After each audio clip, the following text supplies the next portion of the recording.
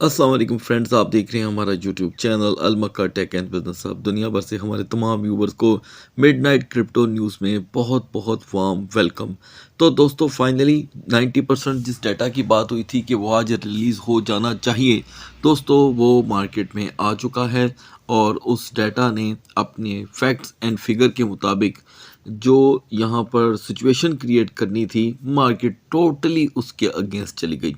यानी कि उस डाटा से हमें ये पता चलता है कि जो जॉब्स का सिनेरियो है वो गिरता चला जा रहा है। रिक्वायरमेंट फोरकास्ट से कहीं ज़्यादा हमें यहाँ दोस्तों बिगड़ी हुई रिपोर्ट देखने को मिली।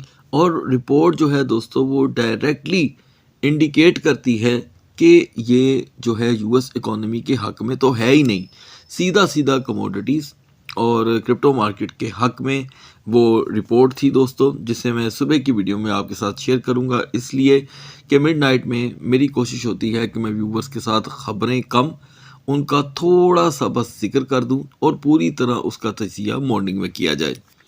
लिहाजा दोस्तों मार्केट जो है वो बिल्कुल अगेंस्ट जा कर के हर न्यूज़ के यहाँ पे काम कर रही है। और ऐसा बहुत समझ लें कि लंबे अरसे से देखने को मिल रहा है। अगर हम यहाँ पे डोमिनेंस की बात करें गाइस, तो ये मिडनाइट में आकर के 0.20% कम हुआ है। दूसरी तरफ जो मार्केट की कैपिटलाइजेशन है हैरान कुन हद तक गिर चुकी है, 2.66 से सीधा 2.57। लेकिन यहाँ पर दोस्तों इथीरियम और साथ इसके कुछ फंडामेंटल स्ट्रॉन्ग कॉइन जो कि है वो अपॉर्चुनिटी को यहाँ पर गेन करने के मौके देते हैं, लेकिन सिर्फ स्पोर्ट में रहते हुए। तो दोस्तों पहले तो मैं आपको ये बता दूं कि इस वक्त बीटीसी जो है वो एक मरतबा फिर से 72,000 का लो लगा चुका है। और दूसरी तरफ सोलाना ने फाइनली वही किया जिसका डर था, यानी कि 95,000 जो $95 इसकी जो सपोर्ट थी इसने ब्रेक कर दी। और अब हम 100 से काफ़ी ज़्यादा दूर आ चुके हैं और पैनिक सोलाना का काफ़ी ज़्यादा बढ़ गया है। लिहाजा इस वक्त दोस्तों मार्केट की कंडीशन सेम कल की तरह है। कल भी इसी टाइम पे आपको बीटीसी और इथेरियम एक लॉन्ग डेप्थ लगाते हुए दिखाई दे रहे थे। इथेरियम ने तकरीबन कल वाली परफॉर्मेंस दी है 2100 से, यहाँ पर अभी इथेरियम बाउंस लेकर के आया है। लिहाजा लास्ट में इनका तजिया मैं कंटिन्यू रखूँगा। अब आगाज़ करते हैं बीएनबी से।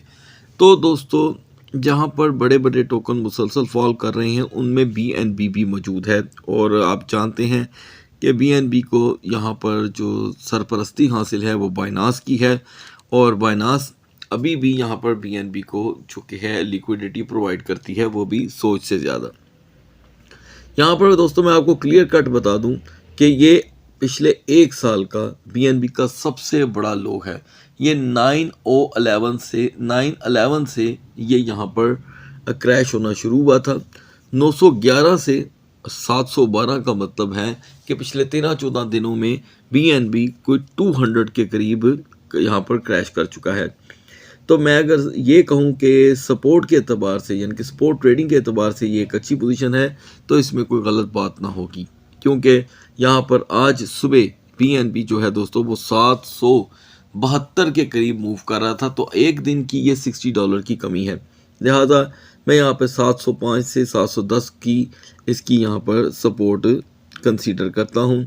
और डिस्टेंस ज़्यादा से ज़्यादा 735। एक्सआरपी में कोई खासी चेंजिंग नहीं आ सकी। और सोलाना का बिहेवियर दोस्तों बिल्कुल वैसा ही है जैसे आपको अपडेट किया गया था कि 95 के ब्रेक होते ही सोलाना जो है दोस्तों वो 100 से काफ़ी देर के लिए दूर हो सकता है।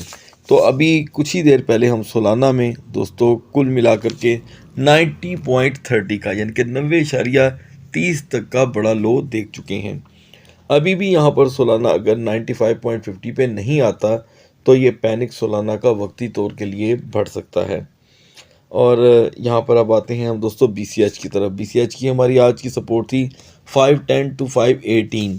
आप जा कर के दोस्तों चेक कर सकते हैं कि बीसीएच ने फ्लैट 515 का लो दिया, ठीक है, हाई रहा 530 का। यानी कि बीसीएच अपने आप को साथ साथ मनवा भी रहा है और डाउन साइड पे भी आ रहा है। लेकिन मैं समझता हूँ कि अगर अब यही सूरत हाल रहती है तो अब की बार बीसीएच का लो 503 से लेके 508 के दरमियान रहेगा और बाउंस विल बी 515 टू 519। अब आते हैं दोस्तों कार्डानो पे। एडीए की सपोर्ट थी हमारी, एडीए की हमारी रेजिस्टेंस थी 0.3020 की, जो हमें शिद्दत से दरकार थी। लिहाजा एडीए ने इसे रिजेक्ट किया। आपको अपडेट किया गया था कि एडीए यहाँ पर 0.2970 का लो तो नॉर्मली प्रोवाइड कर देगा। तो लिहाजा दोस्तों हम यहाँ पर देख रहे हैं कि एडीए जो बड़ा लो लेकर के आया है वो 0.2814 का है, यानी कि 0.2814 का। और फिर से यहाँ पर एडीए 0.29 को अभी करंट सिचुएशन में ही ब्रेक कर रहा है। अभी भी हम अगर दोस्तों 0.2920 पे वापस नहीं आते तो दोबारा 0.2860 का लो आपके सामने खड़ा है। आज सुबह दोस्तों एनालिसिस के दरमियान जी कैश जो है वो 279 पे ऑलरेडी जो कि है रेजिस्टेंस दे रहा था। जैसे कि आपको अपडेट किया गया था कि 279 तो खैर एक मजबूत रेजिस्टेंस नहीं थी, 281 का लेवल दरकार था। लिहाजा गाइज आज के दिन जी कैश 283 पे सिर्फ 5 मिनट की रेजिस्टेंस दे सका और फ़ौरन फॉल 258 का। हमारे बताए हुए लो के मुताबिक ये 275 से 276 था, ये लो उससे भी बड़ा रहा। लिहाजा जी कैश ने यहाँ पर परफॉर्मेंस जो है वो अकॉर्डिंग टू द एनालिसिस ही पेश की। अभी के लिए यहाँ पर जी कैश की 260 की दोस्तों एक अहम सपोर्ट है, जिसे हम प्रोटेक्ट अगर कर लेते हैं तो जी कैश नॉर्मली 268 से 273 की रेजिस्टेंस यहाँ पर फिर से अपना सकता है। अब आते हैं दोस्तों XAUT पे। मैं आपको साथ साथ बताता चला जा रहा हूँ कि XAUT यहाँ पर टॉप 10 के अंदर आने की पूरी तैयारी कर रहा है।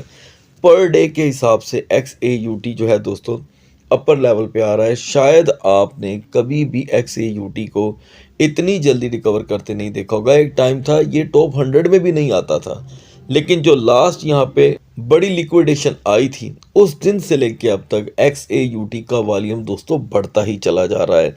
ठीक है, तो आज के जो हमारे एनालिसिस थे दोस्तों वो कुछ यूँ थे कि XAUT की जो सपोर्ट थी वो आपके सामने थी दोस्तों 5050 की, और मज़ीद अपडेट किया गया था कि अगर हमने 5070 को यहाँ पर रिजेक्ट किया तो हम नॉर्मली 5045 का लो देखेंगे।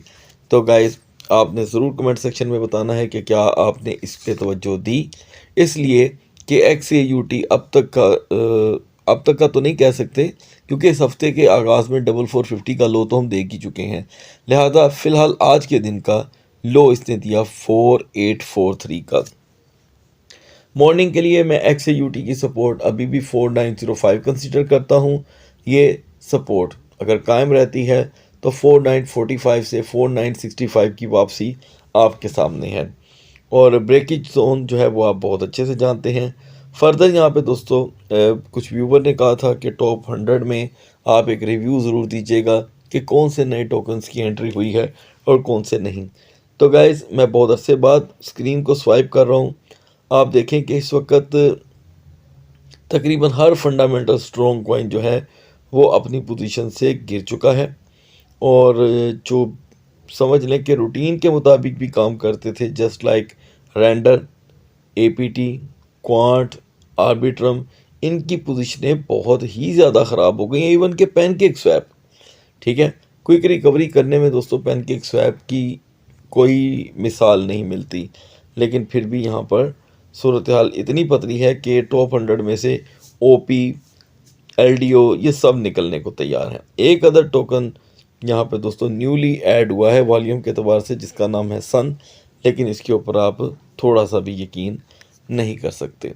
तो अब बढ़ते हैं BTC और इथेरियम के कैंडल चार्ट की तरफ। तो guys now we are on the chart of BTC, और BTC दोस्तों आज के दिन फिर से अपनी इंतहाई तंग तरीन रेजिस्टेंस में भी एंटर नहीं हो सका। वो रेजिस्टेंस जिसे हमने यहाँ पर इसकी सेफ जोन के तौर पे डिक्लेयर किया था। ठीक है, तो हम देख रहे हैं गाइस के सेकंड ट्रेडिंग सेशन जब स्टार्ट हुआ तो BTC 76,500 300 के करीब ही रहा, और शाम को ADP डाटा दोस्तों जब मार्केट में आया, यानी कि कल का डाटा भी मिलाकर और आज का भी, तो वो तो अभी भी मैं यही कहूँगा कि वो मार्केट के हक में था, लेकिन मैनिपुलेशन आपके सामने है।